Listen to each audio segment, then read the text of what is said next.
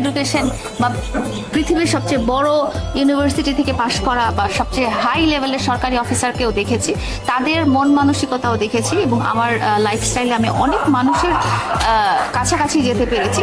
আমার কাছে যখন আমি এটা জাস্টিফাই করেছি যে মামুন কেমন, মামুনের মন মানসিকতা কেমন এবং কি ধরনের মানুষের, ও আমার কাছে কখনোই ছোট না। ও আমার কাছে এখানে আপনি দূর থেকে দেখে কারো অ্যাপিয়ারেন্স বা কারো সোসাইটি দেখে আপনি যাচাই করতে পারেন না আসলে। খুব আমাদেরকে মানে সব শিক্ষাই ভুল যে আমরা ফ্যামিলি ব্যাকগ্রাউন্ড দেখবো, ফ্যামিলি দেখবো, একটা ভালো সোসাইটি দেখবো, একজন রিলেশন, যে কোনো রিলেশনশিপের আগে বন্ধু বলেন বা ফ্রেন্ড বলেন বা আমরা বিয়ে শাদী বলেন, সবার আগে তো নিশ্চয়ই এটাই দেখা হয়, তাই না? তার ব্যাকগ্রাউন্ডটা কি, কোথেকে আসছে, তার রুটটা দেখা হয়। সবকিছু তো আমরা দেখে আমরা একটা রিলেশনে যাই, হুট করে তো এক জায়গায় আমরা চলে যাই না।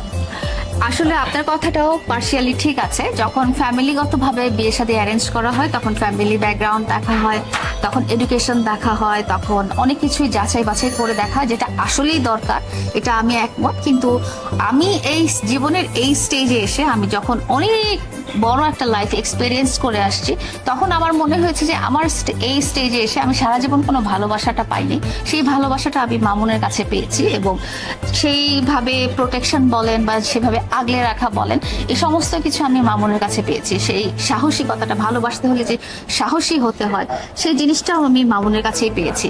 তো আমার কাছে মনে হয়েছে এই স্টেজে এসে, আমার জীবনে এই স্টেজে এসে খুব এডুকেশন ব্যাকগ্রাউন্ড দেখার তো কোনো দরকার নেই, কারণ আমার জীবনে একটা জিনিসেরই অভাব ছিল, সেটা হচ্ছে একটা ভালো মানুষের ভালোবাসা বা একটা ভালো মানুষের সহচর্য, যেটা আমি মামুনের কাছ থেকে এই কয় বছর পেয়েছিলাম দেখেই কিন্তু আসলে তাই হতো।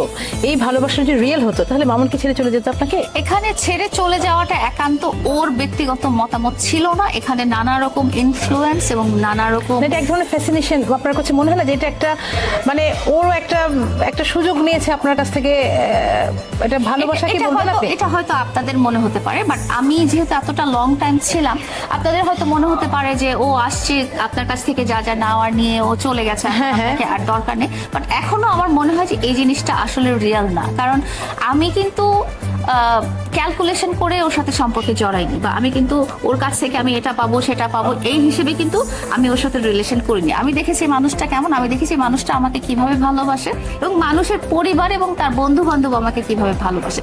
এখন যেটা হয়েছে যে এই সিচুয়েশনটাতে আমি পড়েছি, আমার কাছে এই সম্পূর্ণ সিচুয়েশনটা মনে হয়েছে যে এটা ওকে ইনফ্লুয়েন্স করা হয়েছে কোন একটা পার্টিকুলার স্বার্থে। কিন্তু আপনার কি মনে হচ্ছে না যে ওর যদি ব্যাকগ্রাউন্ডটা ভালো হতো, ওর যদি শিক্ষাটা প্রপার শিক্ষা এসে বড় হতো, ভালো ফ্যামিলি, আমরা বলি না পারিবারিক শিক্ষাটাই কিন্তু মেইন শিক্ষা, স্কুল কলেজের শিক্ষার কিন্তু গুরুত্ব এর থেকে অনেক কম। ওর যে এই ভ্যালুসগুলো আমরা যেগুলো বলি ভ্যালুস, এই ভ্যালুস যদি থাকতো, ডেফিনেটলি আপনার সাথে যেসব দুর্ব্যবহার করেছে, মারামারি করেছে বা অনেক কিছুই তো আমরা দেখেছি না, যত কিছু খারাপ করেছে, একটা ভালো ব্যাকগ্রাউন্ডের ছেলে হলে, এডুকেটেড হোক বা ভালো পরিবার থেকে যদি সে বিলং করতো, ডেফিনেটলি এত কিছু খারাপ করতে পারতো না। আমার আপা আপনি দেখতে পেরেছেন বিকজ আমাদের সোশ্যাল মিডিয়াতে ব্যাপারটা চলে এসেছে, বিকজ সে একটা সোশ্যাল মিডিয়া পার্সন। কিন্তু আমি এমনও মানুষ দেখেছি যে বড় বড় সরকারি কর্মকর্তা, বড় বড় হাইলি এডুকেটেড পার্সনও, তারাও স্ত্রীর গায়ে, তারাও ওয়াইফের গায়ে, তারাও সহধর্মিনীর গায়ে হাত তুলে, এবং এই জিনিসগুলো আমাদের চোখে আসে না, কারণ এই জিনিসগুলো ভাবে হাইলাইটেড হয় না। আমার আর মামুনেরটা চোখে এসেছে।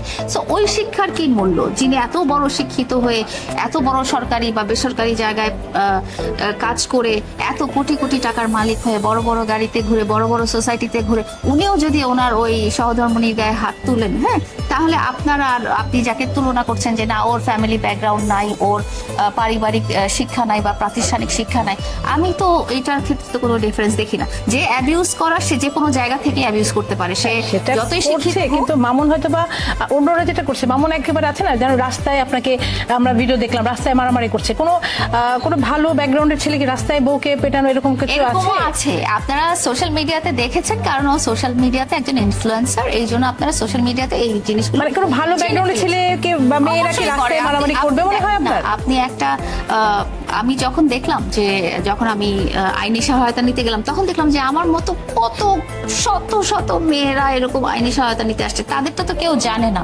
কারণ তারা ভাবে সোশ্যাল মিডিয়া পার্সন না।